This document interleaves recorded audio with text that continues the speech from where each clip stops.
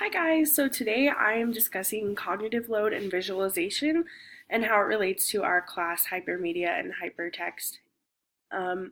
So visualization has three major components: typography, screen design, and media.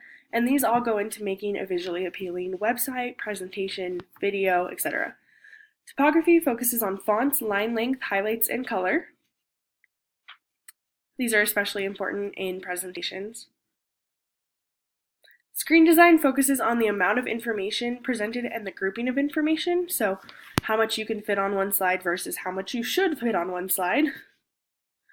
Media focuses on the graphics, animations, video, and audio components of a presentation or website. I've added just a small graphic to kind of show that. If information is not well organized, it can feel as though the information is cluttered and the overall message of the video or presentation can get lost. Spatial organization is key in any video or presentation.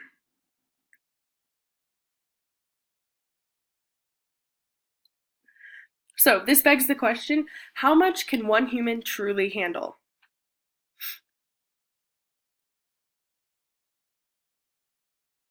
So the cognitive load theory focuses on human memory and attention.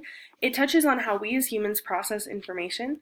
When sites or presentations are too busy, the overall message is lost. Computer-based learning must be constructed and organized carefully to ensure that one's cognitive load does not overload. We've all seen those websites that are too crazy, right? On the following slides, I'll share examples of spatial organization and structured visualization for an example of poor design techniques. So here's my quality example. This is a quality example because my font is consistent, my screen design flows well, and my graphics are not too crazy. It's pleasing to the naked eye, right? This is a poor example. The font is hideous, it's hot pink, it's yellow, I have a million graphics happening. I seriously had a professor in my undergrad that would highlight every single thing for our online class, and I could not read it. Thanks for watching my presentation, guys.